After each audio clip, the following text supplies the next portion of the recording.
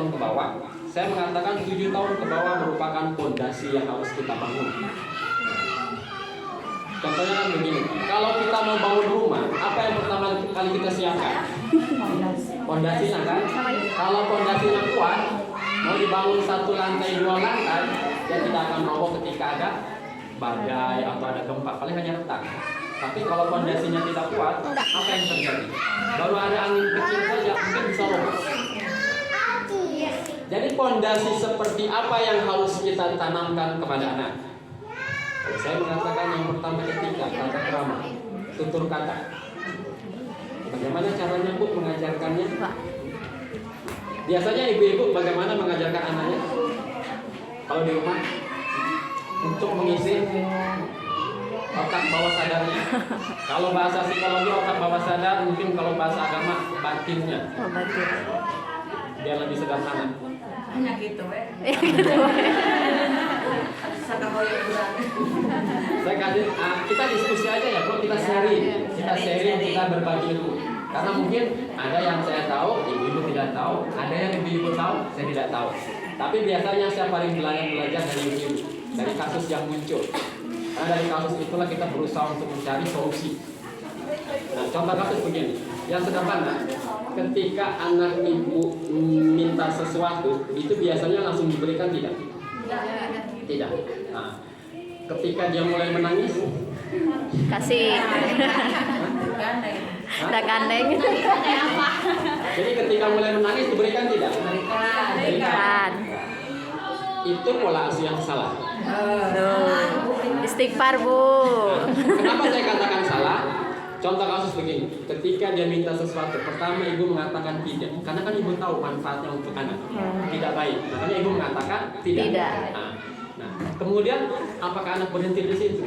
Anak cerdas, dia berjuang, dia terus berulang, masih juga nggak dikasih, mulai merengek sedikit, masih juga tidak dikasih, mulai merengek yang lebih kencang, yang pukul ibunya dia menjerit-jerit, bahkan ada yang bully-bully.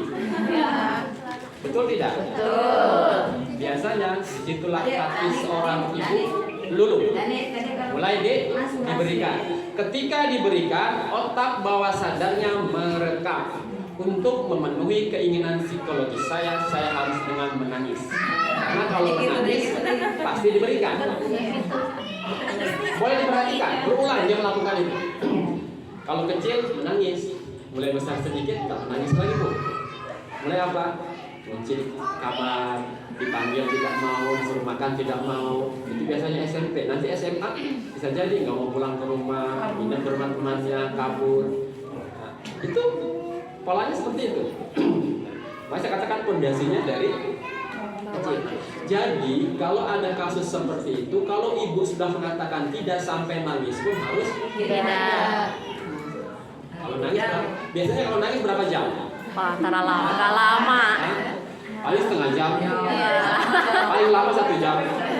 Setelah dia menangis, energi negatifnya terkuras, keluar bersama keringat. Setelah itu dia capek, dia tertidur. Betul tidak? Jadi setelah tidur, otak bawah sadarnya merekam. Oh, itu tidak boleh, tidak baik buat saya. Kasih ke depan, tertanam di otak. Nah, itu yang harus kita pahami. Walaupun dasarnya kan kasihan. Nah, tapi kalau kasihan tidak pada tempatnya, itu juga tidak memberikan dampak positif. Sederhananya gini Bu, yang bisa dipahami. Kalau sholat zuhur berapa rakaat? 4. Kalau kita tambah 1, 5. nah, jadi 5 boleh nggak? Tidak. Bagus tidak? Tidak. Kan bacanya Al-Fatihah juga di situ. Ada Al-Fatihah, ada surat lain, itu ada tasbih dan lain sebagainya. Bagus kok bacanya kan? Tapi kenapa tidak baik? Karena tidak sesuai. Nah, sama kasih sayang pun kalau kita memberikannya tidak tepat, maka dampaknya pun negatif. Nah, ini yang paling sering muncul. Karena pada saat itu kebutuhan psikologis anak adalah kasih sayang. Nah, kasih sayang dengan apa? Bukan diiming-imingi dengan sesuatu, tapi butuh komunikasi, pemahaman. Itu harus dilakukan secara kontinu, berulang-ulang. Supaya apa? Terekam di otak bawah sadar. Itu nggak mungkin tiba-tiba kejadian anak seperti itu, mesti ada prosesnya. Kalau sudah melekat, biasanya ngamuk-ngamuk dia, nangis. Paham ya Bu? Ini yang harus dipahami oleh kita. Yang perlu ibu-ibu pahami adalah dalam ilmu psikologi ada 3 hal yang harus dipahami oleh ibu. Yang pertama, dominan otak. Dominan otak itu ada otak kanan, ada otak kiri. Ini nggak bisa berubah. Itu bawaan. Otak kanan itu biasanya lebih simpel dan praktis. Kalau otak kiri dia butuh penjelasan sampai detail. Contoh kasus, kalau ibu punya anak di rumah, misalnya kalau otak kanan cukup nyuruhnya, adek tolong bantu ibu bersihkan rumah, titik. Karena kalau ibu merepet lagi, mumet otaknya, menolak, yang terjadi pembangkangan. Seperti itu. Tapi kalau otak kiri, adek tolong bantu ibu bersihkan rumah, supaya rumah kita bersih. Kalau bersih, tidak ada kuman, tidak ada penyakit, kita sehat. Nah, itu untuk otak kiri. Karena dia butuh penjelasan, baru dia bisa menerima pesan. Kenapa ibu sering ribut dengan anak? Karena ibunya tidak paham berkaitan kondisi psikologis anak, kebutuhan secara psikologis. Saya kasih contoh lagi. Biasanya ibu-ibu kalau sedang ngobrol, anaknya datang, misalnya ibu sudah lama nggak ketemu teman lamanya, teman SMP, pasti seru ngomongnya kan, pasti asik ngomongnya. Tiba-tiba anak kita datang, apa respon kita? Kela. Usir sudah. Biasanya macam-macam responnya. Ada yang mengatakan dikasih HP jadi anteng men. Dikasih jajan supaya tidak mengganggu. Pada saat itu kebutuhan psikologisnya bukan itu. Kebutuhan psikologis anak kita pada saat itu pengakuan dari kita. Makanya kalau dalam kondisi seperti itu dirangkul dia, dikenalkan sama teman kita. Adek, ini teman ibu sudah lama nggak pernah ketemu, sudah sekian tahun. Nah, itu kebutuhan psikologis dia, pengakuan di depan kawan kita. Kalau dibiasakan seperti itu, disuruh pergi, dikasih jajan, itu akan berulang. Yang paling patah, dia akan minta sesuatu di depan orang. Karena pasti dikasih ada tamu, mungkin dia minta sesuatu. Karena terekam di otaknya untuk mendapatkan keinginan saya seperti itu. Kesempatan. Suka kayak gitu ya Bu ya? Hampir rata-rata. Kenapa seperti itu? Karena tidak tahu kebutuhan psikologis anak pada saat itu. Itu akan berpengaruh loh Bu, nanti pada saat kita tua. Itu sangat berpengaruh. Contoh kasus lagi begini, kalau anak yang sedang bermain biasanya ibunya ngapain? Ditemani atau dibiarkan bermain sendiri sampai selesai? Biarkan. Sampai selesai. Ibu namanya beres. Ibunya beres, anaknya main sampai selesai. Di situ ada kebutuhan psikologis anak. Dia butuh perhatian, ditanya. Cukup kita tanya, adik main apa tadi? Oh main ini, sudah selesai. Itu terpenuhi kebutuhan psikologis dia. Dia merasa diperhatikan. Karena dampak itu kalau kita biarkan nanti besar. Kalau kita sudah tua, yang kita butuhkan apa? Perhatian. Apa nanti yang kita butuhkan kalau kita sudah tua? Apakah rumah mewah, makanan enak? Perhatian. Yang kita butuhkan hanya perhatian dan kasih sayang. Kalau sudah tua, anak kita datang saja tanpa bawa apapun, kita sudah senang. Diajak ngobrol saja kita sudah senang. Itu dari kecil kita ajarkan seperti itu. Kalau kita itu biarkan, nanti dia akan beranggapan ibu saya sudah tua kok, nggak akan kemana-mana dia di rumah. Jadi sudah cukup pikiran dia begini, ini nggak perlu dia untuk hadir di lingkungan ibu saya. Jadi dia akan hadir ketika pada saat kondisi terdesak saja. Karena ketika dia sedang bermain, tidak diperhatikan. Itu berdampak ketika dia dewasa, ketika kita sudah lanjut usia. Ini yang harus diperhatikan. Jadi kalau anak sedang bermain, ibunya sekali-sekali bertanya sama anaknya. Jangan anaknya main, ibunya asik main HP, main TikTok dan lain sebagainya. Atau nonton sinetron. Itu yang harus dipahami. Itu tadi berkaitan dengan dominan otak. Karena dominan otak ini berkaitan dengan komunikasi. Komunikasi kita dengan anak. Nah, yang kedua, itu ada gaya belajar anak. Gaya belajar anak itu ada 3. Yang pertama visual, mata. Artinya dia akan mudah menangkap ketika dia melihat. Biasanya anak seperti itu kalau kita suruh belajar, itu dia duduk manis, ada buku, ada meja, kita mendampingi. Karena dia butuh ketenangan. Itu anak yang visual. Yang kedua itu auditori, dia mendengar. Biasanya nggak bisa diam lama di kursi. Ada. Jadi jangan. Kadang-kadang kan ibunya suka marah kalau anaknya begitu. Akhirnya ribut sama anak. Kalau sudah ribut begitu, udah macam-macam repet mulutnya. Bahasa Inggris. Tak bahasa apa yang keluar. Itu anak yang seperti itu, dia belajarnya memberisik. Kadang baca bersuara sambil nonton TV, sambil dengar musik. Itu lebih cepat masuk buat dia. Tapi kalau disuruh duduk, sulit buat dia paham. Maka nggak bisa dia. Nah, yang ketiga yang paling aneh itu kinestetik. Ini yang sangat unik. Kinestetik itu dia belajarnya sama apa? Dia harus ada contoh. Jadi kalau dia masuk TK, guru TK-nya harus ekstrak mendampinginya. Biasanya duduk sebentar, udah dia ganggu temannya. Dia ganggu temannya. Kalau dia merasa orang sibuk semua bisa dia lempar buku. Karena dia butuh teman.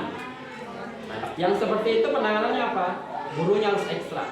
Sambil jalan, sambil lari, sambil nyanyi, sambil dicontohkan. Nah, itu modelnya dan sangat unik dan ini biasanya tidak banyak. Anak yang seperti itu. Nah, ini orang tuanya harus paham. Kenapa? Biasanya yang dipahami orang tua kalau belajar itu ya ada buku, ya duduk. Jadi kalau dengar musik itu nggak belajar. Kalau sambil nonton TV yang nggak belajar. Biasanya libur sama orang tua di situ. Itu harus kita lihat tipe anak kita. Dan yang ketiga pola kerja otak. Ini tiga-tiganya bakat ya Bu. Artinya anugerah dari Tuhan. Setiap anak itu membawa bakat yang berbeda walaupun satu rahim. Itu pasti. Nah, ini yang harus dipahami oleh ibu semua. Karena yang menentukan keberhasilan mereka yang tiga itu nanti. Kalau ibunya nggak paham, bisa ribut terus sama anak. Akhirnya apa? Bakatnya tidak berkembang, tertekan. Ini yang harus dipahami. Nah, jadi kalau ibu sudah paham berkaitan dengan kebutuhan psikologis anak, itu ada masanya Bu. Kapan anak siap belajar berhitung? Kapan anak siap belajar menulis? Kapan anak siap belajar membaca? Saya ambil standar umum saja ya. Standar umum untuk belajar menulis, belajar membaca itu 7 tahun. Di bawah itu hanya pengenalan. Makanya kalau ibu memasukkan anaknya ke TK atau ke kober, itu kan hanya untuk apa? Pengenalan. Jadi belajarnya dengan apa? Bermain. Jadi supaya direkam di sini huruf A, B sampai Z, atau huruf hijaiyah supaya terekam di sini. Buah-buahan bentuknya supaya terekam di sini. Nanti berkembangnya pada saat umur 7 tahun. Ibu-ibu suka ngajarin nulis di rumahnya? Suka. Jalannya sih. Suka. Dia jadi Pegang potlot, dikasih buku, kemudian diajarin tulis. Itu sebenarnya anak TK belum boleh. Kalau ibu mau mengajarkan dia menulis, ajarkan dia dulu melipat, memgunting, meremas. Apa? Melatih motorik halus. Kalau ibu paksakan menulis, bisa, Bu, pasti bisa. Tapi hasil pertama itu menentukan jangka panjang. Artinya kalau pertama kali di kampung dipaksa nulis, kadang ibunya megangin tangannya juga disuruh ikutin ininya. Betul? Itu anak dipaksa. Itu biasanya hasilnya jelek karena tangannya belum lentur. Itu sudah Bu berkepanjangan. Makanya lenturkan dulu tangannya. Kalau yang seperti itu biasa nanti cepat capek. Cepat capek nulisnya. Dan kalau nulis pasti dia matanya harus lihat, begini lagi lihat, begini lagi. Betul? Betul. Coba kalau dia sudah lentur dari awal, matanya ke sana, tangannya begini. Nggak boleh capek. Jadi jangan dipaksa nulis dulu ibu. Belum siap dia. Nanti pasti bisa. Membaca juga sama, jangan dipaksa. Ada masanya nanti. Yang harus dilakukan mengenalkan hurufnya dulu. Nanti begitu dia merangkai. Baru contoh kasus begini. Saya punya anak tiga-tiganya SD nggak bisa baca. Yang paling besar kelas 3 SD baru bisa baca. Kelas 3 SD. Teman-teman bisa baca semua. TK-nya 2 tahun. Saya dipanggil sama gurunya. Bapak, ini gimana anak bapak nggak bisa baca? Yang lain sudah bisa baca semua. Marah gurunya. Kalau dia marah, saya juga harus marah, Ibu. Kan saya bayar. Saya bilang. Di sekolah kan untuk diajar. Kalau nggak diajar lebih baik saya pindahkan saja. Hah? Ibunya baru teriak. Yang saya tanya, Pak, Ibu interaksi sosialnya gimana dengan yang lain? Kalau itu bagus, Pak. Dia berani maju ke depan, dia bernyanyi, dia bercerita, dia berani. Buat saya sudah cukup. Karena itu yang paling penting buat saya. Apa? Menimbulkan rasa percaya Diri. Kalau nulis mah gampang. Baca gampang. Baca mah nggak akan pernah berubah, kok, Bu. Huruf A berubah nggak nanti kalau SMP? Enggak. A sama Z ya itu aja sudah. Nggak akan berubah. Nulis juga sama, nggak akan berubah. Yang perlu kita kembangkan apa? Otak bawah sadar, motorik halus, motorik kasar. Begitu dia kelas 4, dia mampu kok mengalahkan teman-temannya. Kelas 3 rapotnya merah, Bu. Dengan bangga dia bilang, ayah, rapot abang ada warnanya. Dia bahagia, saya harus bahagia. Saya harus bahagia juga, karena dia bahagia kan. Mana saya bilang, oh iya. Coba kamu lihat di luar, bunga itu warnanya apa? Oh, ada putihnya, ada ungu, ada merah. Bagus, bagus. Artinya rapot abang bagus. Saya bilang, ketika dia bilang bagus, dia juga teriak, oh bagus katanya. Walaupun saya terpaksa bahagianya. Saya tahan rasa itu, nggak apa-apa. Karena saya sisi positifnya masih besar. Nah, yang bikin gurunya kagum, begitu kelas 4 dia mampu mengalahkan yang lain. Dia berprestasi dan ranking 1.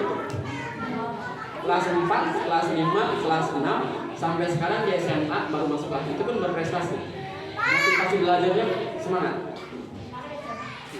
Itu tiga-tiganya, dan saya nggak pernah paksa dia untuk.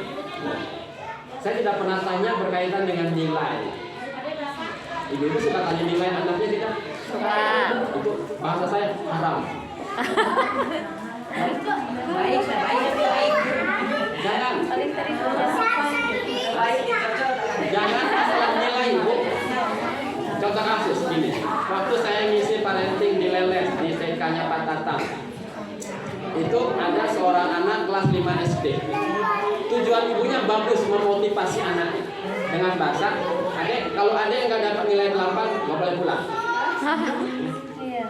Saya tanya, ibunya nggak ada nada, marah nggak dapat, memotivasi anak niatnya. Mungkin saya pikir caranya yang tidak tepat. Ketika itu jam 12 anaknya belum pulang, ibunya mulai cemas. Itu pun mungkin sampai jam 1 pun belum pulang, akhirnya ibunya ke sekolah. Begitu ibunya ke sekolah, kata ke sekolahnya, karena pagi dan sore ada sekolah di situ. Anaknya sudah pulang tadi bersama si A, si B. Dia datang ke rumah si A, katanya, iya tadi bareng, tapi tengah jalan dia misah. Katanya mau jalan-jalan. Sampai jam 4 sore belum juga pulang. Tiba-tiba dapat telepon. Dari mana? Rumah sakit. Begitu ditelepon, anak ibu kecelakaan.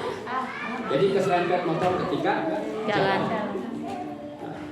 Ngomong sama suster perawat di situ, saya nggak berani pulang karena nilai saya tidak 8.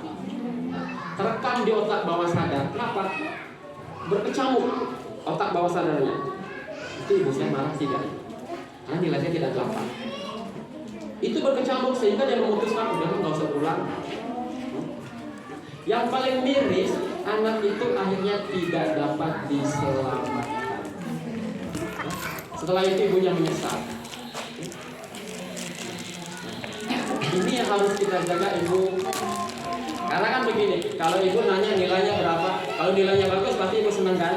Iya. Tapi kalau nilainya jelek, Sedih, cemberut. kalau hanya cemberut nggak apa-apa, karena mulutnya mereka komat kambing. Anak tersiksa batinnya dengan itu. Karena kecerdasan itu tidak diukur dengan itu, Ibu. Kalau saya mengatakan kecerdasan yang paling dominan ada 3. Yang pertama intelektual, ya. Yang kedua emosional, yang ketiga spiritual. Nah, hasil penelitian, orang sukses di dunia itu bukan karena kecerdasan intelektual, tapi kecerdasan emosional. Emosional itu apa? Tutur kata yang sopan, interaksi dengan kawan-kawan, itu dengan lingkungan masyarakat. Itu emosional, itu yang harus terus-menerus kita kembangkan.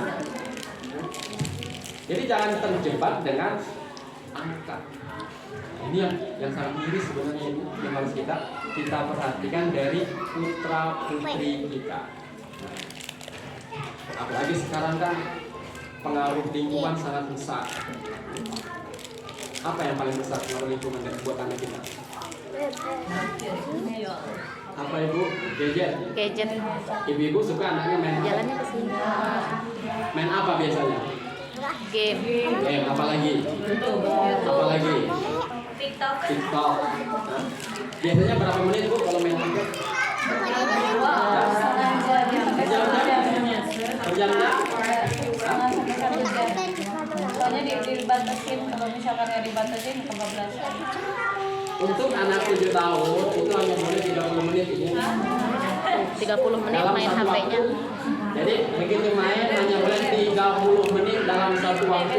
30 menit. Kenapa? 30. Karena apa yang dia lihat pada saat itu ketika lebih dari 30 menit katakanlah 1 jam dan dilakukan kontinu tiap hari merusak otaknya. Dampak yang paling mudah dilihat adalah membangkang, tidak merespon ketika orang tua manggil, ketika disuruh banyak alasan. Begitu nggak Bu? Ya. Rata-rata seperti itu. Jadi 30 menit aja ya Bu, nggak boleh lebih. Artinya kalau sudah 30 menit diambil. Nanti boleh kalau sudah ada jeda 2 jam 3 jam boleh. Tapi sekali waktu tidak boleh dalam lebih dari 30 menit. Otaknya selalu ini Bu, merekam. Yang harus kita lakukan adalah mengisi otaknya dulu dengan kosakata yang baik.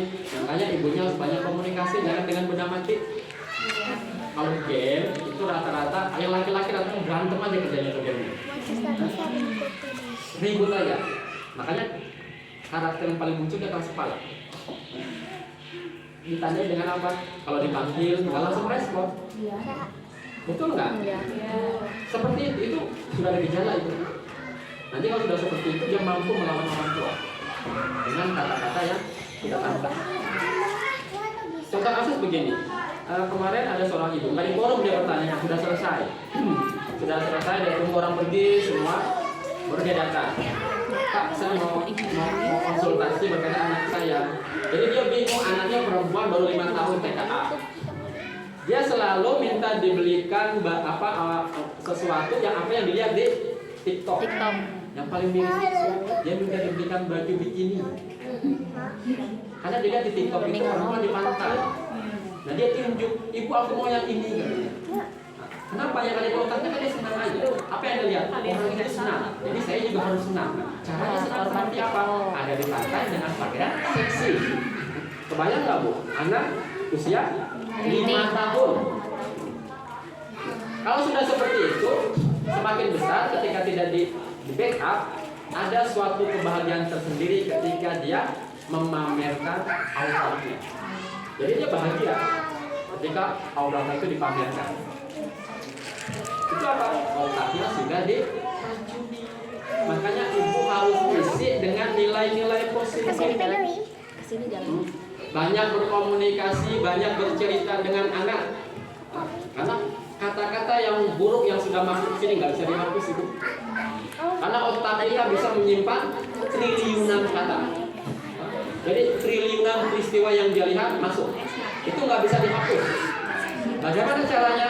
Harus kita tekan supaya kalimat tersebut tidak muncul. Caranya dengan apa? Mengisi kosakata, banyak cerita, Keluar. banyak berkomunikasi dengan anak. Ibu biasanya suka ditemani nggak kalau tidur? Anaknya?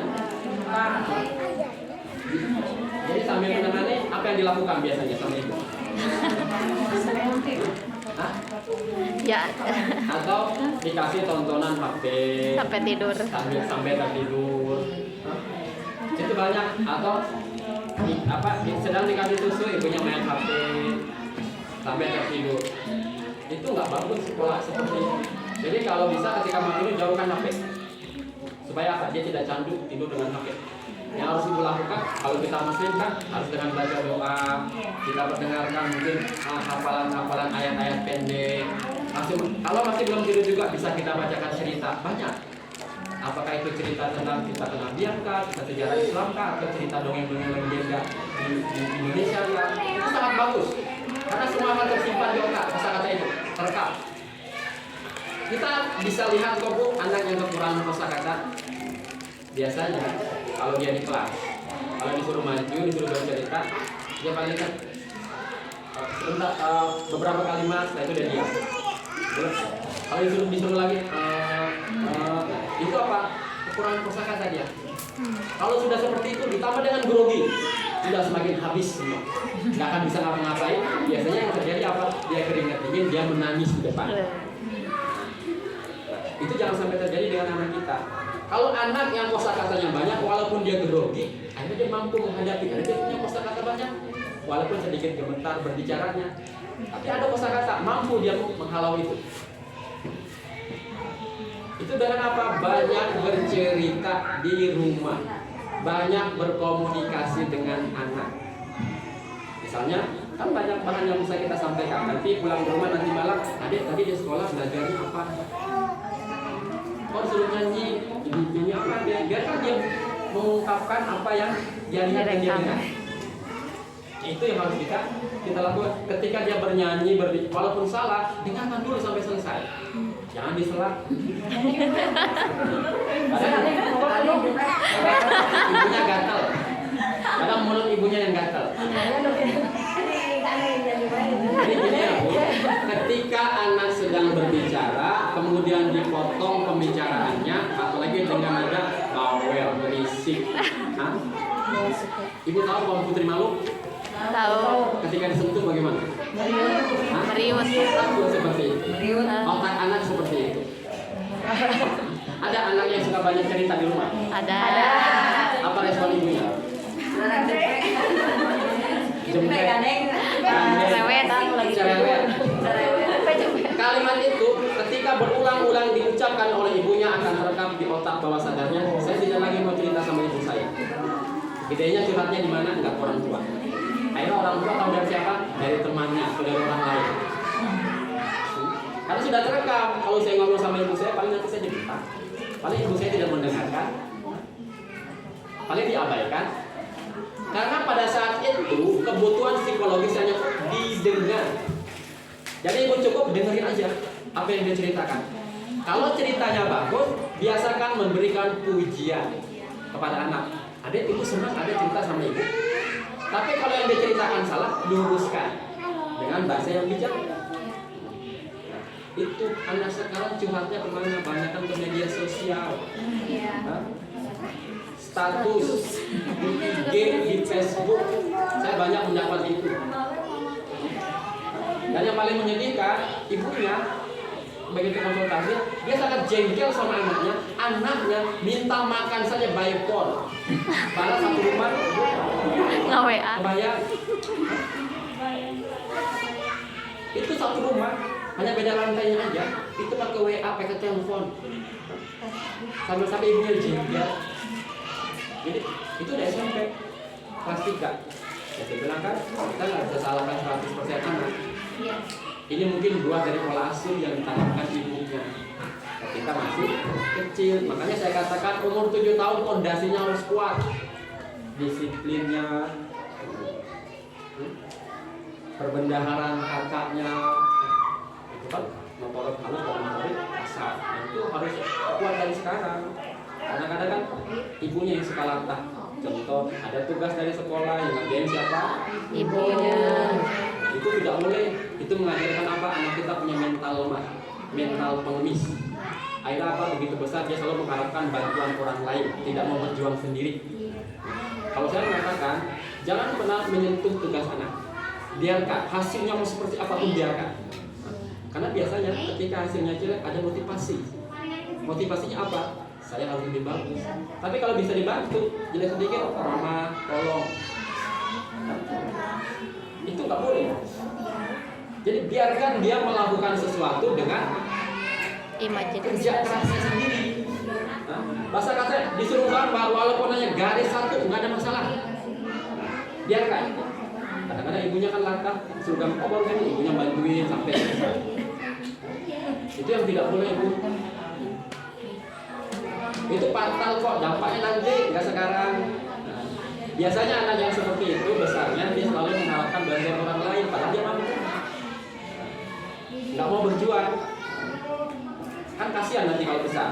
Apakah sampai kapan orang mau membantu? Termasuk orang tua, sampai kapan mendampingi anak? Paling hanya sampai paling SD kelas 1 diantar. Setelah kelas 2 mungkin ibunya tidak mengantar, anaknya pun tidak mau diantar. Artinya apa? Mereka harus mampu menyelesaikan masalah mereka Sendiri. Nah, ini kan hal yang sederhana ya, yang harus kita tanamkan sejak dini. Nah, contoh kasus begini, ibu-ibu biasa reaksinya apa ketika anaknya terjatuh? Hah? Apa reaksinya? Puas. Ada yang menjerit, ada yang teriak. Itu hasil penelitian 90% anak menangis bukan rasa sakit yang dia derita, tapi kaget. Teriakan ibunya. Begitu kaget teriakan ibunya, yang muncul di otak bawah sadarnya ibu saya pasti marah. Makanya benteng pertama menangis. Supaya tidak dimarahi. Walaupun sudah menangis pun dimarahi. Kadang-kadang ibu bilang juga jangan lari. Ibunya nggak ngomong kayak gitu kan? Ada yang suka kayak gitu? Ada. Itu bahaya, fatal dampaknya. Itu dampaknya fatal. Itu sadar ataupun tidak sadar kita sudah mengajarkan anak berbohong.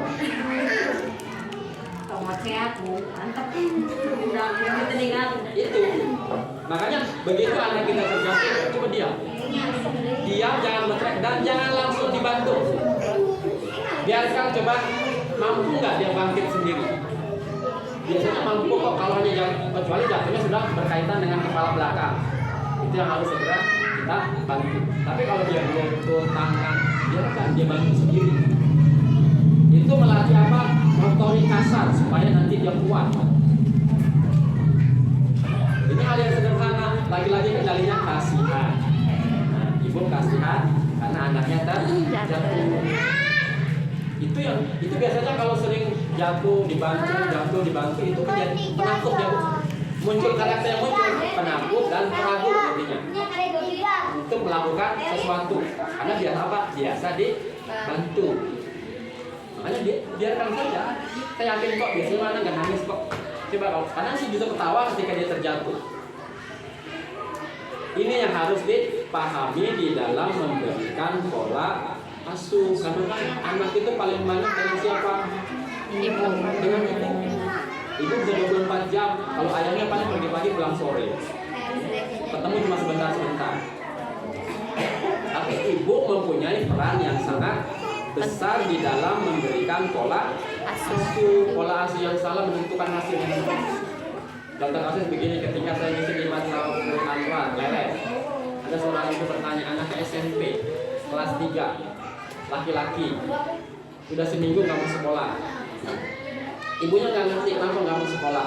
Rupanya dia minta motor sama orang tuanya.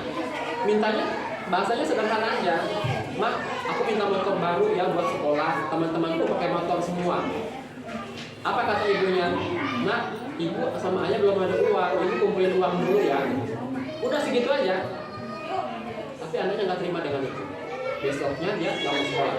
Ibunya kan bingung, suruh sekolah nggak mau, suruh keluar kamar nggak mau. Hampir 1 minggu nggak keluar kamar.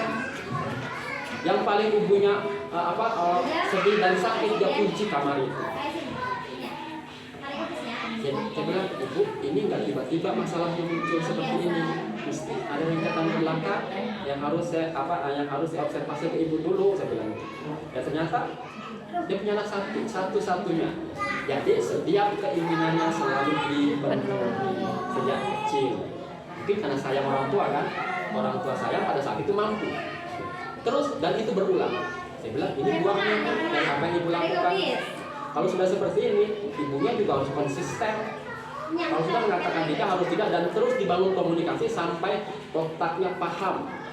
Kalau memang ibunya tidak punya uang. Itu kalau dibiarkan, karena sekarang ngeri ibu dampaknya. Ada yang sampai melawan dan mukul orang tua. Hanya itu. Siapa yang salah di situ? Orang tua. Dasarnya, fondasinya di orang tua. Tapi masih bisa diperbaiki tidak? Masih. Ini harus banyak berkomunikasi. Makanya kalau bentengnya kuat, saya yakin kok dia akan mampu menghadapi masalah-masalah di luar. Makanya yang paling penting perhatian terhadap anak, kasih sayang. Maaf ibu, anak laki-laki kurang kasih sayang ayahnya. Oke. Dia mencari perhatian di luar dengan siapa? Laki-laki. Dan sekarang marah, termasuk di Limbangan, kasusnya paling banyak. Nah, untuk ini. Data ya bu, di Limbangan kasusnya paling banyak. Hah? Saya sedang menaik kasus itu, SMP kelas 3, laki-laki. Itu memang orang tuanya mampu, sangat mampu, tapi sibuk. Jadi anak itu difasilitasi saja, karena orang tuanya sibuk, mungkin capek, nggak mau bangun komunikasi. Sampai sekarang itu anak sampai sama orang tua itu kayak robot saja, dipanggil datang, nggak dipanggil tidak. Anaknya sangat cerdas, berprestasi SD-nya. Ini hanya baru 2 tahun belakang muncul. Ibunya kaget ketika dia berbicara tentang teman laki-lakinya. Kok dia begitu antusias dengan teman laki-lakinya? Saya bilang, ibu, kalau dulu kita takut anak laki-laki dengan anak perempuan jalan, kalau terjadi apa-apa, kalau dulu saya bilang. Kalau sekarang pak, laki-laki dengan laki-laki juga perlu kita waspadai.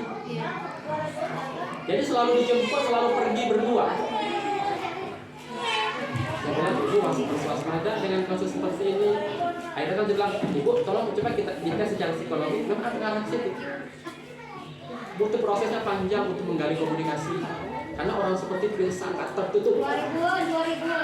Sangat tertutup, apalagi sama orang tuanya. Nggak akan bakal dia cerita.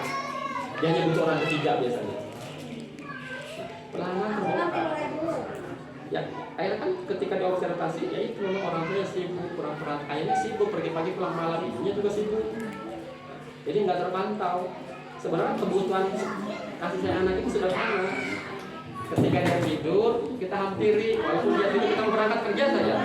Tolong dari mulut kita terlontar dari ayahnya, dek ayah berangkat kerja dulu ya, bisikin di telinganya. Mendengar kok, yang tidur kan cuma mata aja, otaknya tidak tidur. Terekam. Akhirnya begitu dia bangun, oh tadi ada yang bilang ayah berangkat kerja. Terekam.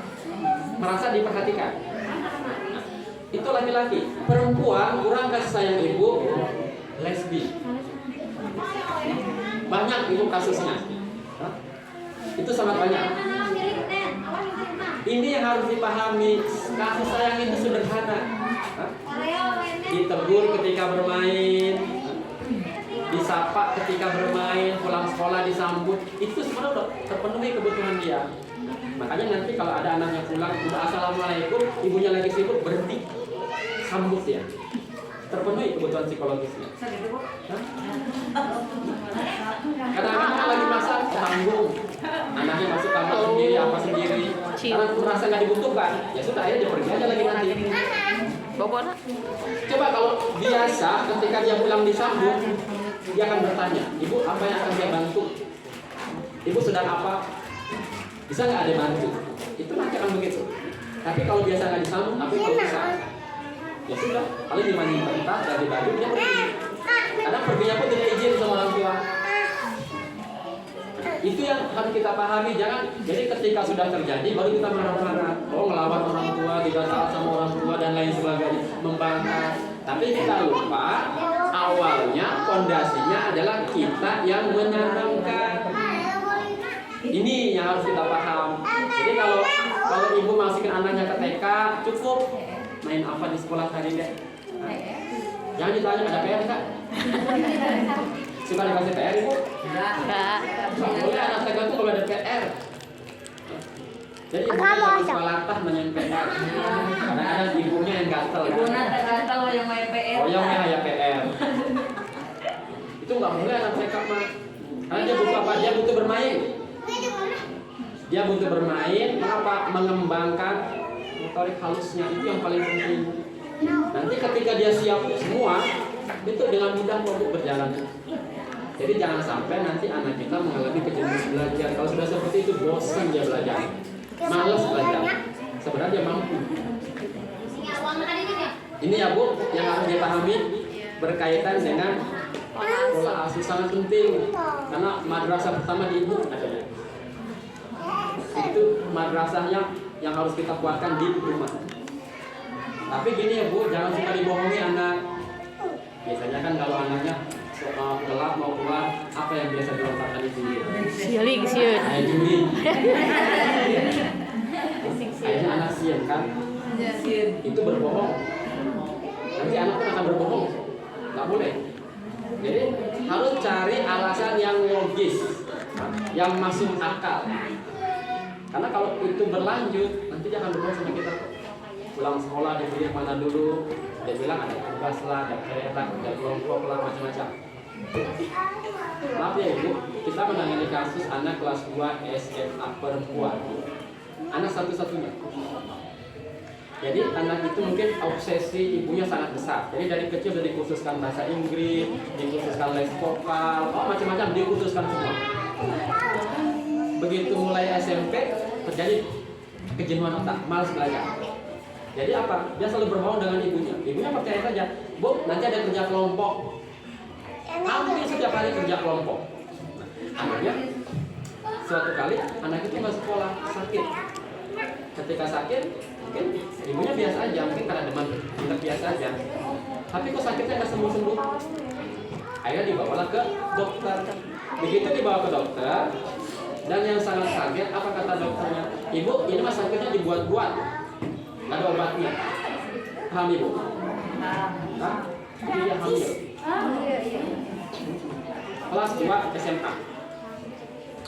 Kaget ibu langsung. Marah ibu. Disuruh gugurkan dan lain sebagainya. Siapa yang memilih? Teman les. Laki-lakinya pun tidak mau bertanggung jawab. Akhirnya apa? Disuruh gugurkan dan lain sebagainya, kan nggak bisa begitu. Sampai anak itu terlahir, begitu terlahir dikasih ke panti asuhan karena tidak mau menanggung malu. Apakah cukup sampai di situ? Tidak. Mulut ibunya kasar sama anaknya, sumpah serapah keluar. Apa kata anaknya? Saya buktikan apa yang disampaikan ibu ke saya. Selang setahun kemudian dia hamil lagi. Apa? Karena bahasa yang melontar ibunya, kamu lacu. Itu yang pesannya adalah jangan sekali-kali melontarkan bahasa-bahasa kasar dalam kondisi emosi apapun. Biasanya anak seperti ini ketika dimarahi otak bawah sadar merekam. Kalau kita dibilang nakal akan saya buktikan. Artinya dia buktikan bagaimana supaya yang terlihat di depan ibunya nakal sehingga ibunya emosi terus. Karena bisa nggak anak kecil kita bilang nakal? Nggak bisa itu. Dibilang bandel nggak bisa dia. Dia hanya butuh arahan dari kita. Ini yang harus dipahami oleh ibu. Makanya memahami psikologis anak itu sangat penting untuk masa depan mereka nanti ketika mereka beranjak dewasa. Kalau tidak ya kita akan menanggung buahnya. Nah, ini yang seringkali orang tua hanya menyalahkan anak tanpa memahami kondisi anak. Kan kalau sudah marah mah ini ngebul bu kalau kalau udah ngebul itu pasti merepet mulutnya. Makanya kalau kita muslim, kalau sudah emosi, jangan melihat anak bergumat di sini, ambil air wudhu dulu. Ambil air wudhu dulu, tenangkan pikiran dulu. Kalau sudah tenang baru ngobrol sama mereka. Jadi biasakan ketika melihat kesalahan itu cari penyebabnya dulu, jangan dimarahin dulu. Kan kita nggak tahu penyebabnya apa dia seperti itu. Kalau sudah tahu penyebabnya, baru kita kasih solusi. Itu yang harus kita lakukan. Kalau anak marah, biasanya apa yang dilakukan? Anak menangis dan lain sebagainya. Anak di bawah 5 tahun kan? Sama, sebenarnya dia ngebul juga ini. Jadi emosi dia ngamuk-ngamuk, ada piring dilempar, ada ibunya dipukulin. Nyiksa. Kadang ada yang tangannya juga gatal, udah mulutnya gatal, merepet, tangannya juga gatal, dicubit juga. Apakah dia Sadari ya? itu? Suka gitu ibu? Perasaan deh. Nggak apa-apa, itu masa lalu kita kubur. Masa lalu. Kita masa depan berbicaranya. Iya. Jadi masa lalu kita kubur, sekarang masa depan. Artinya itu tidak boleh terulang. Itu nggak boleh berulang. Jadi kalau anak kita menangis, apalagi masih kecil, ini yang butuh itu oksigen di kepala masuk. Kalau oksigen masuk agak dingin, dia agak adem. Nah, bagaimana caranya secara kedokteran? Posisi kepala agak ke atas sedikit. Nah, supaya apa? Oksigen masuk, lebih tenang. Coba perhatikan orang dulu ketika mendiamkan anaknya. Karena dia gendong, dia bawa pulang, dia suruh lihat ke atas. Ada burung kah, ada pesawat kah. Tiba-tiba anak terdiam, kenapa? Ada oksigen yang masuk ke otak. Jadi adem kepalanya. Tuh tarik deh. Tuh kemarinnya Itu yang harus kita lakukan. Jadi jangan sekali-kali anak menangis itu diiringi dengan sesuatu, dibawa jajan kan, dikasih HP, jangan. Ibu suka gitu? Jangan ibu. Saya harus habis dulu nangis. Jangan dia nangis kok. Tapi kalau sudah ngamuk-ngamuk itu harus dipeluk. Dipeluk erat. Kalau sudah mulai merusak barang atau melempar, itu harus dipeluk dengan erat. Dia berontak terus dipeluk sampai erat. Sampai. Ya seperti itu. Tapi tangannya harus diam ya. Dia peluk juga, dicubit juga. Tadi yang gerombat. Itu nggak boleh. Jadi ya gerombat. Beda jadinya. Nggak boleh seperti itu. Dipeluk aja sampai dia diam. Nanti kalau sudah reda, karena pada saat itu ngomong apapun tidak akan masuk. Dan dalam kondisi anak kita sedang emosi. Dipeluk aja sampai dia diam, karena kan semakin dia kencang nangis capek kok dia. Nanti berhenti. Tapi kalau pada saat itu dikasih HP, diberikan jajan, nanti begitu lagi kok dia berulang. Nah itu yang harus kita waspadai ibu. Kalau anak saya yang sekarang 3 tahun ya, misalnya dia pengen sesuatu terus nggak dikasih, nangis kan, nggak diikutin kemaunya terus aja nangis sampai dia bobo. Nah bangun tidur tuh inget nih nangis lagi terus aja seharian gitu sebelum dia dikasih makan dapetin. Nah itu gimana? Kalau seperti itu, Ya. ibu harus berani bertanya sama anak. Ade, misalnya dia biasa minta apa dia? Kalau misalnya dia kan sering makan permen, Nah. ya. Nah kalau kebanyakan saya nggak mau ngasih. Betul. Nah jadi di ini, jadi jangan. Tapi dia suka nangis aja, langsung bobo. Bangun tidur teh ingat lagi, nangis lagi. Artinya di situ ibu harus mampu menjelaskan. Ada gini, Ade tahu nggak permen itu tidak baik buat Ade. Itu harus terus-menerus supaya terekam di otak. Karena dia kan nggak tahu. Dia nggak tahu, yang tahu dia tahu itu baik buat saya. Iya, enak. Itu Enak, harus berulang. pokoknya enak. Jadi ibunya jangan menyerah di situ. Suka kesel. Akhirnya dikasih weh. Jangan. Eleh bu, dan saya pusing gitu. Ibu akan eleh ketika anaknya menangis. Itu hampir semua. Itu yang tidak boleh dalam pola asuh. Untuk kasus seperti itu, ibu harus mampu meyakinkan permen tidak bagus untuk kamu. Karena pasti nggak bagus kok bu. Dampaknya nanti bisa-bisa giginya keropos dan lain sebagainya itu pasti. Itu konsisten, ibu harus konsisten di situ. Berulang, jangan cukup satu kali, nggak bisa. Karena dia seperti itu pasti berpanjang. Jadi ibu yang konsisten. Nggak perlu sebenarnya juga nggak perlu. Biarkan saja. Sampai dia paham, oh permen nggak bagus untuk saya. Akhirnya dia nggak minta lagi. Makanya ibu-ibu biasakan yang punya komitmen dengan anak, misalnya jajan anak. Biasanya ibu anaknya jajannya berapa? Berapa? Berapa sehari? Sehari berapa? Di luar makan. di Nggak luar bisa makan. dihitung. Nggak bisa dihitung, nggak boleh Rajan. Harus ada jelas. Oh, harus Misalnya ada jelas. 20.000, rata-rata berapa? 20, 30. 30. 30. Anaknya 3 adanya. Kalau 20.000 saja sebulan sudah berapa? Bayar kan? Biasanya jajan apa? Permen, segala. Rata-rata yang Permen di mainan. biasakan punya komitmen dengan anak. Kita sesuaikan dengan kemampuan ekonomi. Adek, yang tak ada sehari jajan 10.000 ya. Itu terus berulang. Supaya terdekat.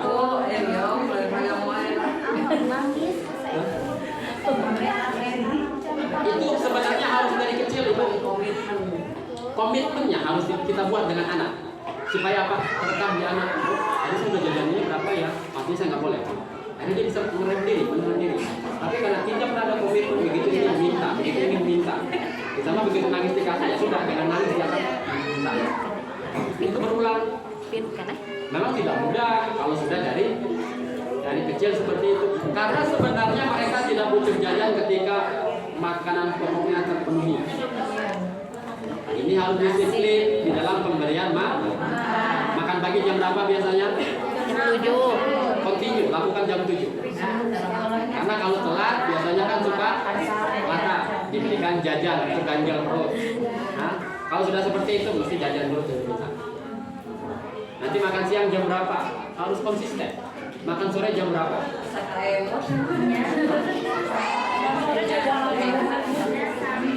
Biasanya kalau pola makannya sudah salah, tidak punya aturan, itu banyak jajan bu. Apalagi kalau dari kecil sudah seperti itu, ya sudah. Memenuhi kita dengan jajan. Itu dibiasakan. Makanya kalau sudah terjadi, biasakan membangun komitmen dengan anak. Harus ada. Artinya gini, kalau sudah sampai katakanlah 10.000, dia minta jajan lagi. Adik, ini udah 10.000 loh jajan adik. Kan sudah ada komitmen, adik sama ibu. Nah itu harus diulang. Supaya apa? Dia paham. Kalau seperti itu, begitu besar, ketika dia punya keinginan, dia tidak akan maksa. Dia akan melihat kondisi ibu dan ayah. Jadi dia lihat dulu kondisi, baru dia ngomong. Kalau kondisi nggak memungkinkan, apa ibu saya punya? Nah ngomong dia. Tapi ketika dia pikir ibu saya punya, dia berbicara. Tapi tidak akan maksa. Kalau ibunya mengatakan, tidak ya dek, ibu ada keperluan yang lain, nggak akan maksa dia. Karena komitmen itu sudah terbiasa dibangun. Jadi dia paham kondisi orang tuanya. Kasus sekarang itu banyak anak yang tidak paham kondisi orang tua. Orang tuanya banting pulang dari pagi sampai sore. Tiba-tiba dia minta jajan, minta lain sebagainya. Ini yang harus dibiasakan. Memberikan kasih sayang itu sederhana. Melibatkan anak dalam setiap pekerjaan orang tua. Itu pun bagian dari memenuhi kebutuhan psikologis. Tapi terkadang ibu itu merasa kalau dibantu itu justru makin lama, jadi berantakan dan lain sebagainya. Ada yang suka bantu ibu anaknya? Ketika bantu reaksi ibu gimana? Kali itu ibu. Ada yang mengatakan bias ibu aja. Dia ibu aja aman. Itu biasanya begitu. Kagok-kagokan. Ada dia. Karena emang bisa lebih lama kalau dibantu. Tergantung. Tapi ketika mereka membantu dengan kesadaran sejak kecil, kemudian kita membiarkan itu akan terbawa sampai besar, dia akan membantu orang tuanya. Bahkan akan dia bertanya, ibu apa yang perlu ada bantu? Apa yang ibu butuh? Kalau dia sudah besar punya penghasilan, ibu apa yang ibu butuhkan dari adik? Ibu mau apa? Ibu mau mobil, mau ini, mau ini. Kita kan nggak tahu ibu. Harapan kita anak kita kan sukses semua. Itu dari sekarang pola asuhnya. Karena kesuksesan itu sangat berkaitan dengan pola asuh. Itu sangat membantu. Nah, itu akan seperti itu.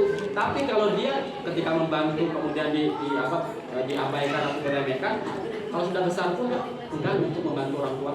Bahkan dia punya uang pun dia bisa beli sama orang tuanya. Banyak kasus yang seperti itu. Banyak. Ini yang harus dipahami ibu-ibu. Jadi sangat penting menjadi pola asuh karena anak itu kan amanat dari Allah Ta'ala. Jadi apapun kondisi yang telah diberikan kepada kita harus kita jaga dengan baik sesuai apa yang memberi amanat sama kita. Jadi bukan berdasarkan keinginan kita. Kalau keinginan kita malah lebih dekat kepada syaitan.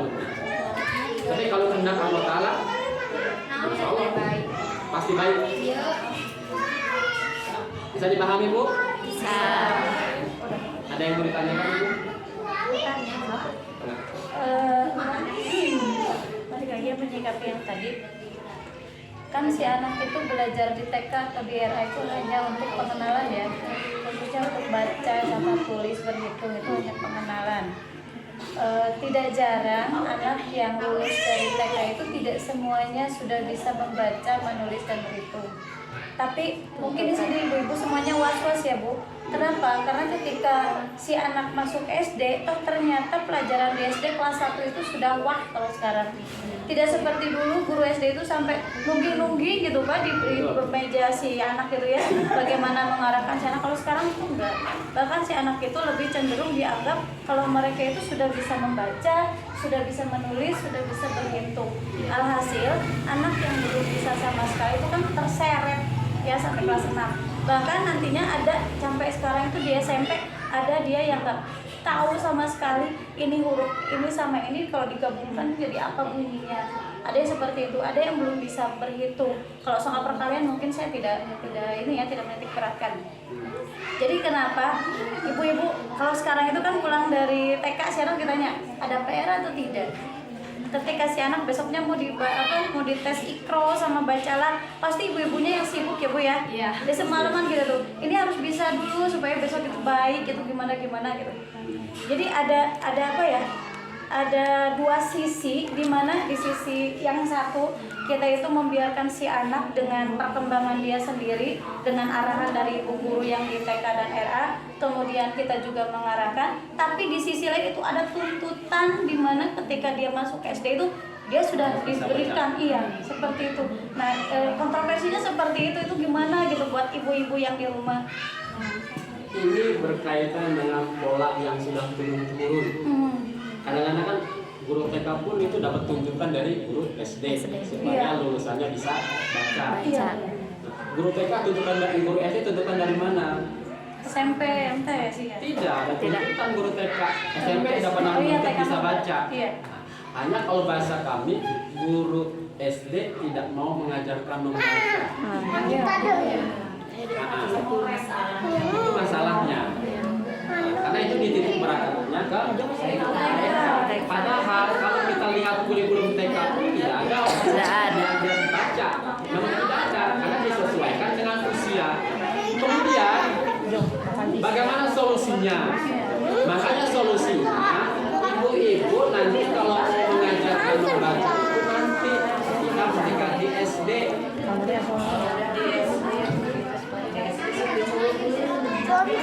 Jadi dibantu, itu nggak bisa dipungkiri, makanya saya katakan anak saya tiga-tiganya nggak bisa baca Bu di SD. Tapi kan saya pantau, yang saya kejar itu kan kecerdasan emosional dia, karena yang paling menentukan itu kok orang yang ber-IQ tinggi belum tentu sukses, justru banyak mereka depresi. Contoh kasus gini, kenapa sekarang UN dihapuskan? UN itu tekanan buat anak-anak. Karena apa? Hasil penelitian mereka yang nilai UN-nya tinggi begitu masuk dunia kerja mereka yang tersisihkan. Karena apa? Kecerdasan emosional yang rendah. Dia egois karena merasa saya bisa, saya mampu. Itu yang harus kita tekan dari anak kita. Makanya nilai jangan ditanyakan ke anak. Yang perlu kita tanyakan adalah interaksi sosial. Sekolah sekarang sudah mulai dihapus ranking. Sudah mulai dihapus. Makanya nanti kalau kurikulum Merdeka berjalan itu belajar berdasarkan bakat dan minat. Jadi bakat anak apa? Nah itu yang akan diajarkan ke anak. Boleh jadi nanti tidak semua pelajaran diberikan. Anak yang bakatnya seni pasti nilai matematikanya jelek. Itu pasti jangan dipaksa harus dapat nilai bagus gue. Nggak akan bisa. Ini berantem orang tua sama anak. Jadi biarkan dia belajar berdasarkan bakat. Jadi yang harus kita tangani adalah kalau kasus seperti itu orang tua mengajarinya di rumah nanti, tapi nanti jangan anak TK belajar baca, jangan. Karena saya yakin kok kalau dia sudah siap semua sebulan bisa baca Bu. Kalau sudah siap semua ya, kesiapan belajarnya, huruf-huruf sudah kenal semua, itu kan tinggal merangkai saja. Itu pasti bisa kok dalam hitungan waktu 1 bulan.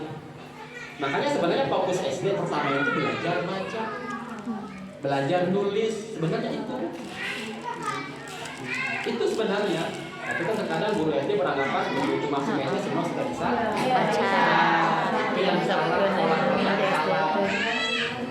Ya, kenapa saya bicara begitu? Karena realita. Di sebuah sekolah SMP negeri gitu. Kebetulan saya mengajar di situ. Ternyata kenapa itu si anak diam terus gitu. Tapi dia menggunakan pendengarannya ketika saya membacakan ini. Ketika tes lisan dia mau.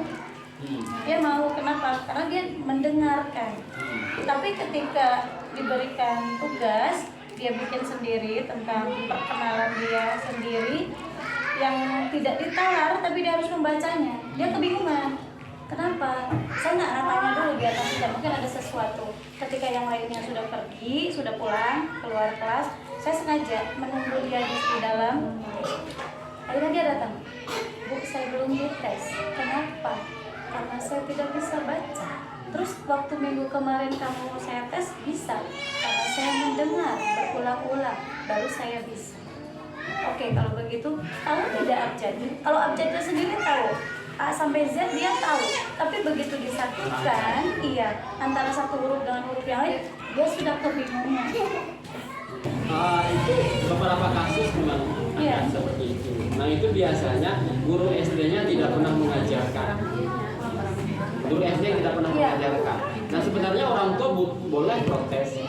Kan saya bilang begini, anak saya sendiri loh nggak bisa baca di SD waktu itu. 6 tahun udah Sendiri dia nggak bisa baca. Tapi kan yang saya lihat dia punya rasa percaya diri yang tinggi pada saat itu. Kelas 1, kelas 2 saya masih belum tekankan dia bisa baca. Begitu kelas 3, dia kelas 4 baru saya ajarkan dia membaca.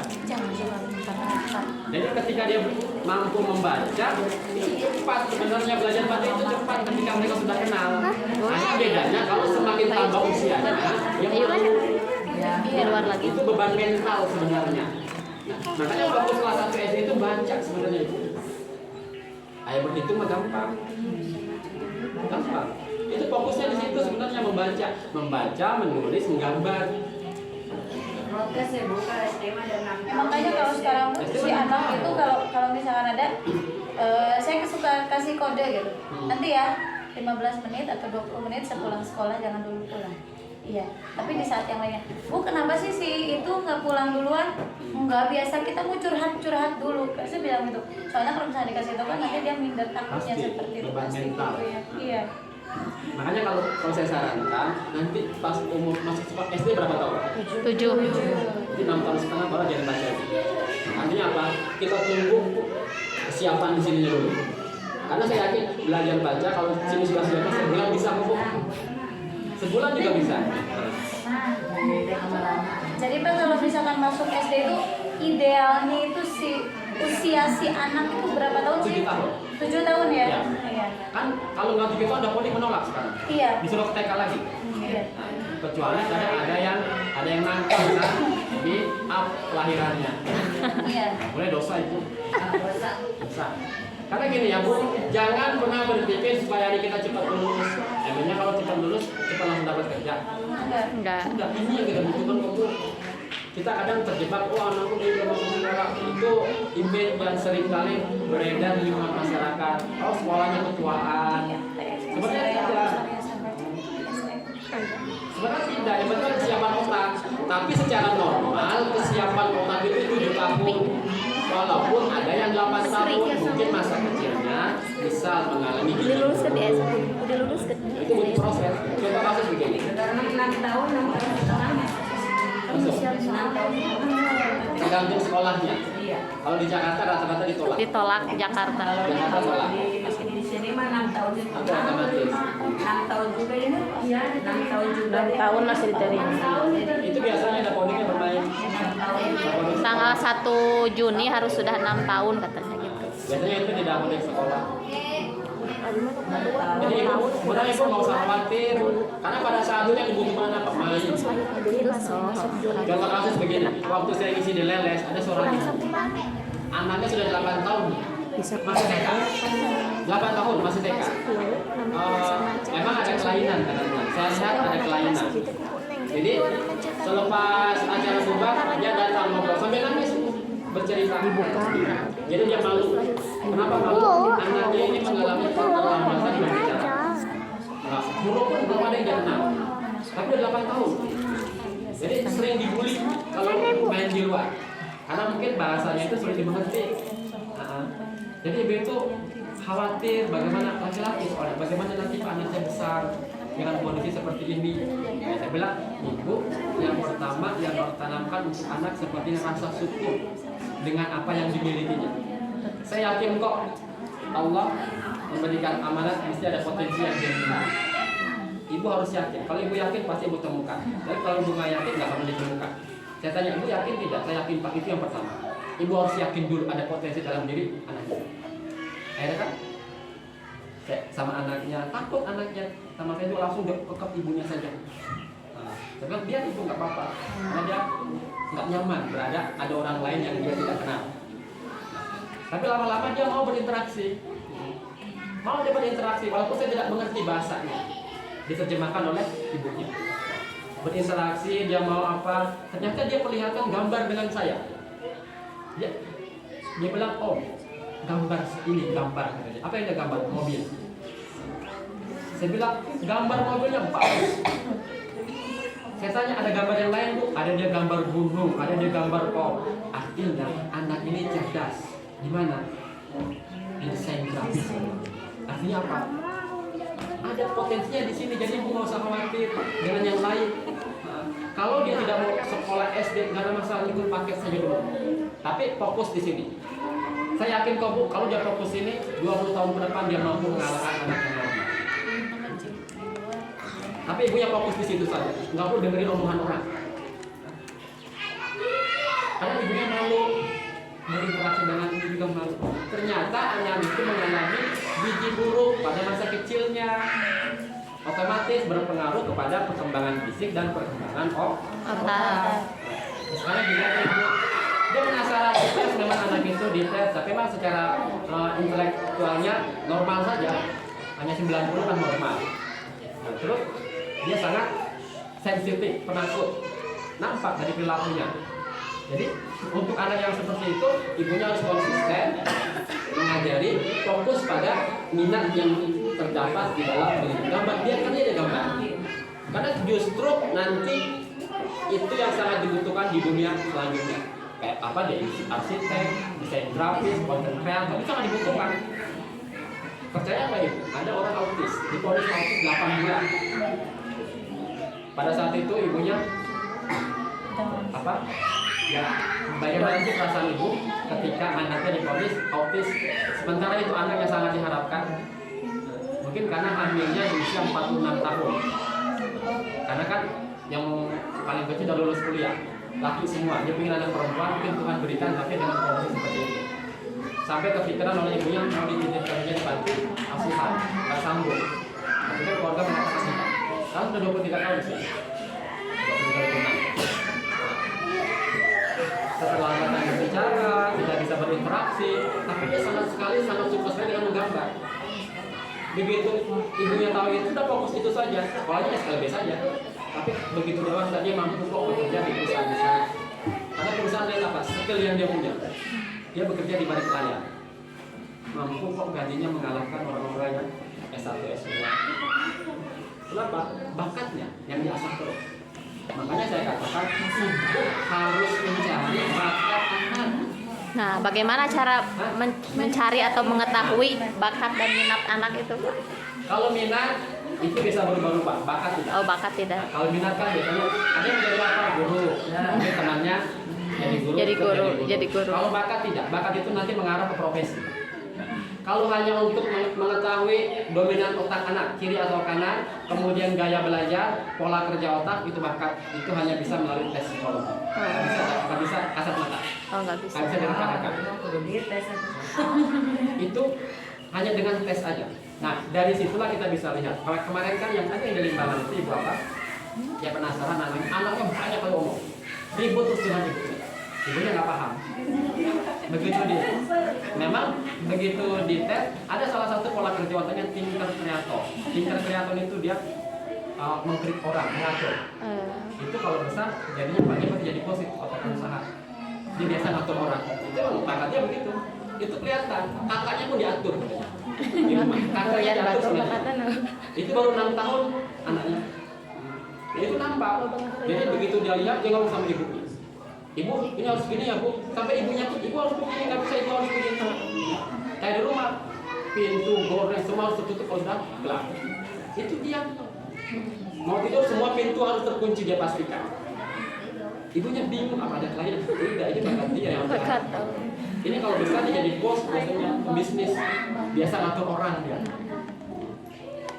Itu IQ-nya biasa saja, nggak masalah itu. Yang penting ini yang dikembangkan. Jadi nanti sekolahnya kemana, kalau dia mampu harus kemana. Jadi sejalan dengan bakatnya. Karena kalau sudah sejalan dengan bakatnya, pasti dia menikmati, dia senang. Makanya jangan dipaksa anak melakukan yang dia tidak senang sebenarnya. Itu berontak biasanya. Itu tidak pernah berubah, bakat itu tidak pernah berubah. Minat berubah. Nah, jadi pola kerja otak nggak berubah. Karena dia terus berkembang sesuai dengan usianya. Terus dia akan berkembang. Artinya, kalau kita sudah mengetahui itu, tinggal peran orang tua mengarahkan. Iya, Bu. Sementara dia nggak nangis. Tadi kan nangis.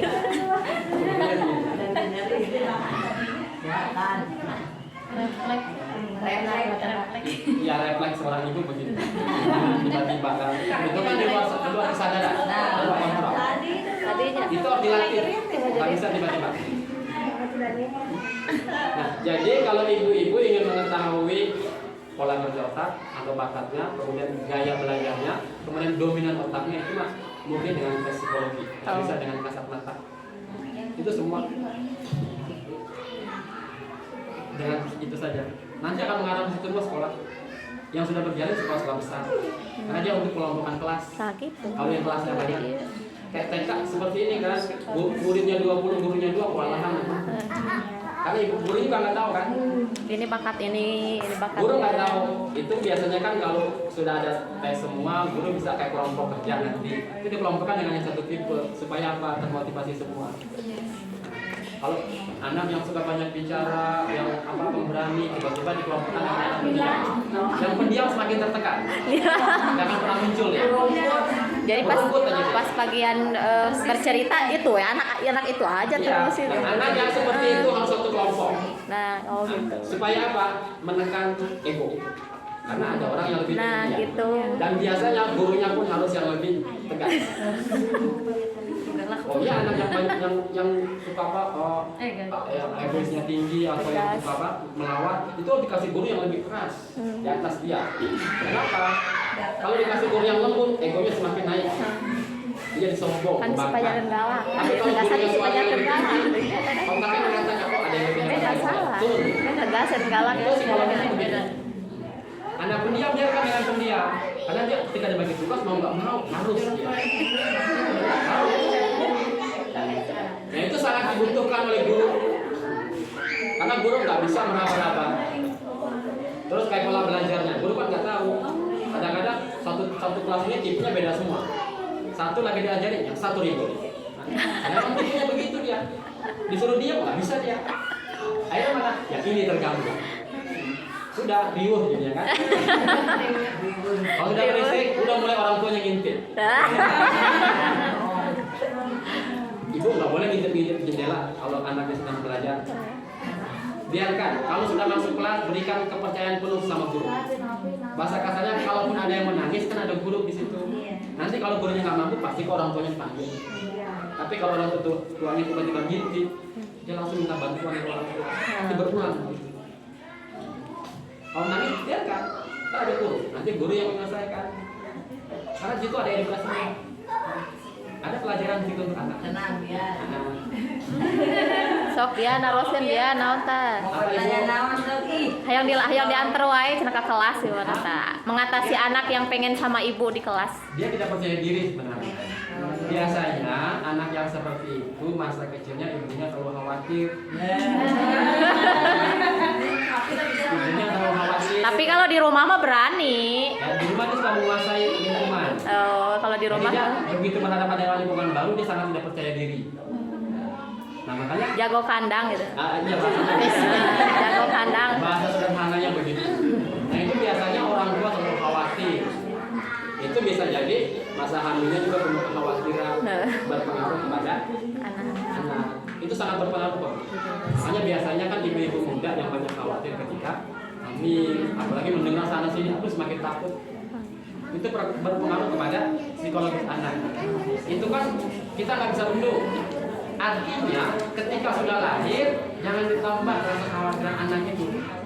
Harus kita backup, kita bentengi dengan pola asuh yang tepat supaya anak percaya diri. Yang sangat kita butuhkan adalah percaya diri. Kalau dia percaya diri, jangan syukuri walaupun ada kekurangan. Nah, itu yang harus kita tanamkan. Karena hasil penelitian kesuksesan orang itu adalah karena kecerdasan emosional, bukan intelektual. Emosional itu interaksi dengan manusia. Berarti ada attitude-nya, etikanya, atau akhlaknya. Jadi komunikasinya dengan orang tua seperti apa, dengan teman sebaya seperti apa, itu yang paling penting. Karena biasanya anak sekarang itu kalau SMP saja mulai dia punya dunia sendiri, mulai nggak mau madrasah. Betul nggak Bu? Betul. Kalau penelitian rata-rata SMP nggak mau madrasah. Ini yang kita kuatkan fondasinya. Jadi jangan dibiarkan dia mengalir seperti air. Hidup itu nggak boleh mengalir seperti air, Bu. Harus bisa melawan. Kenapa? Iya, kalau ngalirnya bagus, airnya jernih. Tapi kalau ngalirnya banyak kotoran, kan harus melawan berarti kita. Nah itu jadi tidak bisa kita mengikuti arus. Yang harus kita ikuti adalah arus yang baik. Kadang-kadang berlawanan atau bertentangan dengan orang lain. Karena masalah kita yang paling tahu anak kita, bukan orang lain. Jadi kita harus fokus di dalam memberikan pola asuh yang tepat. Untuk apa? Masa depan anak. Masa depan anak dan masa depan kita sebenarnya kan. Kalau kita sudah tua nanti seperti itu Ibu. Sudah 11:30 ya? Iya. Tidak terasa. Atau masih ada yang mau ditanyakan?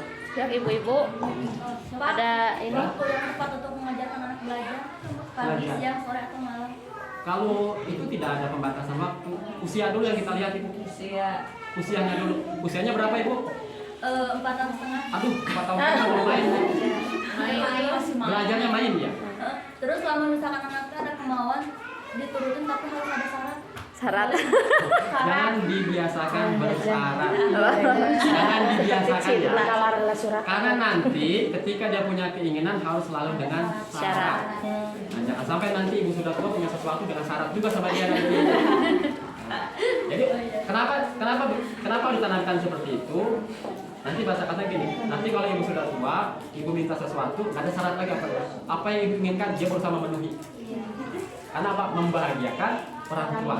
Jadi membahagiakan anak itu usahakan jangan dengan syarat. Belajar kalau belajar tanpa syarat. Ketulusan dan komunikasi. Artinya berbicara manfaat dan mudarat.